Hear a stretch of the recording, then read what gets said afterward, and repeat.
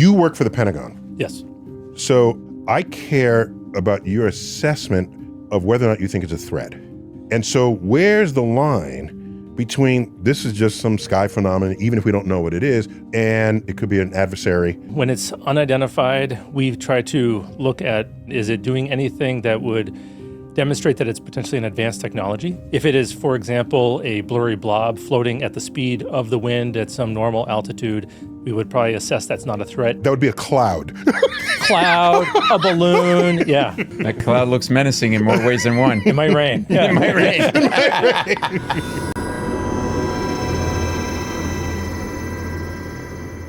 That's the Pentagon's UAP director saying most of what people report is as harmless as clouds, but inside, that 2% they can't explain. That's where the mystery lives. Let's break it down.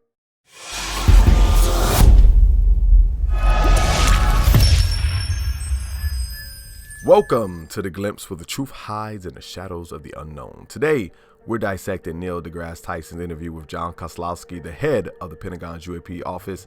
Now, Neil and his co-host kept cracking jokes, per usual, but Kasloski actually revealed a lot about how the government really thinks about unidentified phenomena, from rebranding UFOs to what's truly classified to why only 2% of cases defy explanation. Let's get into it. But zillion questions. Oh, bring them. So let me just start off. Tell us, why were UFOs rebranded as UAP? That's the only way I can think about what you guys did. We all know what UFOs are, unidentified flying objects.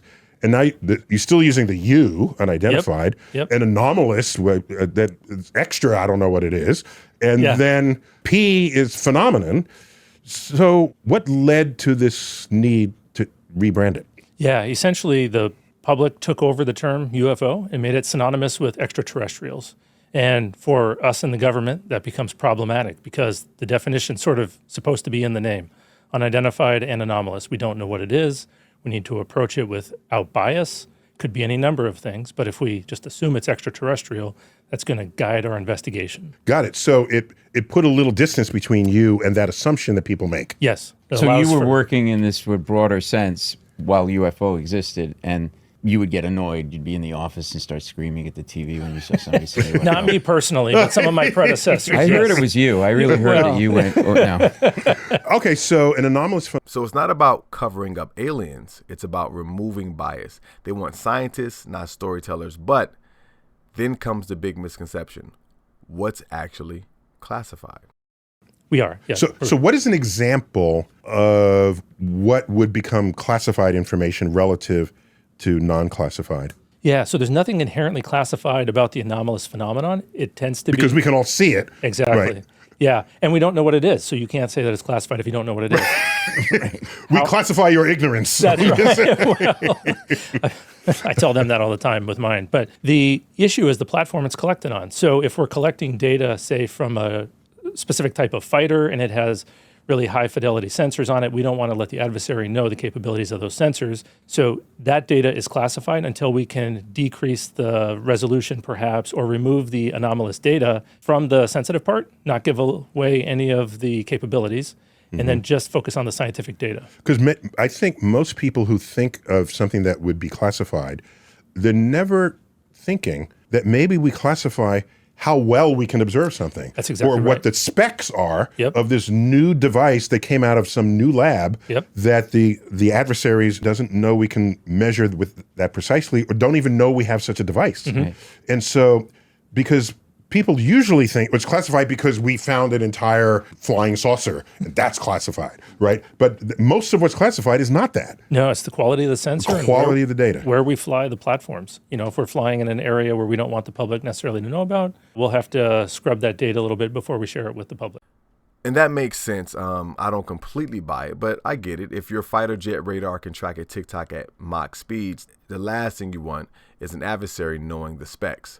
But soon, the public won't just be spectators. We'll be participants. U.S. government blue, as in the Blue. U.S. Air Force, yeah. So let's get into some nitty-gritty here. Yeah. So you want to collect data. We do. On objects where we don't otherwise know what it is.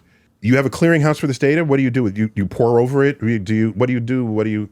And to tag that, do you have standardized protocols? Because if you're getting data from all different sources, how do you get some sort of standard measurement so that you can relate it to each other? Lots of good questions. So the office is That's your second good question today. Thank you. Okay, that's your quota. Can I get a raise? Gold star. You're getting paid for this? Yeah. Look, I got 2 bottles of water for it. So the data right now is primarily coming in from Department of Defense channels. So that's pilots, ground crews. We're also getting some from the FAA and from some law enforcement. We are going to be opening up to the public soon and have a public reporting mechanism. How soon? Hopefully by the end of this fiscal year, so before October. The government fiscal year, so Yes, in 2025. Yes, Yeah. Website? before October.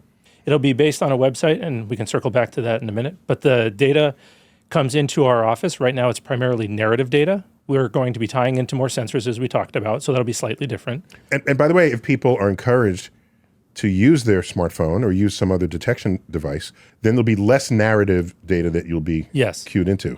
Absolutely. Right. And so in this website, they'll be able to upload certain types of media, pictures and video up to a certain volume. You know you're going to get a lot of weird pictures, like guys at their birthday party, stuff like that, just whatever. We're prepared for that. But inside of that large haystack, hopefully there'll be some really nice needles that we can use. And so potentially a lot of data. Right now we have a little over 1,800 cases.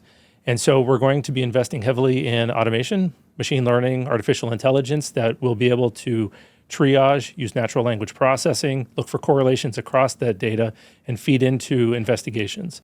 And, of course, AI won't solve the mystery. It'll just triage the noise so humans can zero in on the real anomalies. And here's the kicker. Just how many of those anomalies actually remain unexplained? This future prospect of getting everyone to be your eyes on the aliens, or your eyes on the anomalies. Yeah, if it's a true anomaly and it's as rare as we think it is, right now for all the cases coming in, it seems to be less than 2% of those cases from good DoD reports, less than 2% after a careful analysis seem to be anomalous.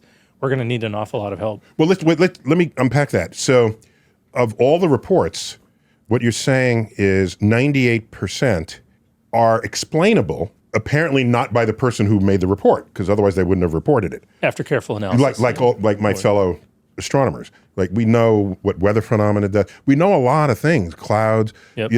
So I've seen things with like, wow, if I didn't have the background that I do in meteorology and in night sky phenomena, I would be totally calling that in to the government, to whatever level of the government would take interest.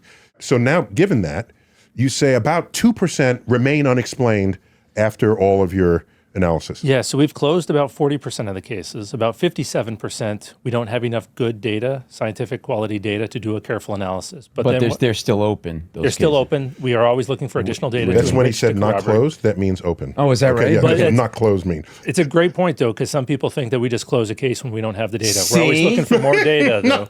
Stop. Only 2%, which sounds small until you realize that still dozens of events that break past human engineering.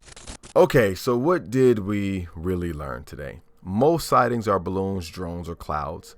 What's classified isn't aliens and hangars, it's our sensor tech. And, like I said before, you can buy that or not. I don't buy it. A public reporting system is coming. And yes, AI is part of the process. But at the edge of all the data, 2% remains unexplainable. And in science, that sliver of the unknown is where every paradigm shift begins. This has been The Glimpse, where the truth hides in the shadows of the unknown. Until next time, keep questioning and keep looking deeper.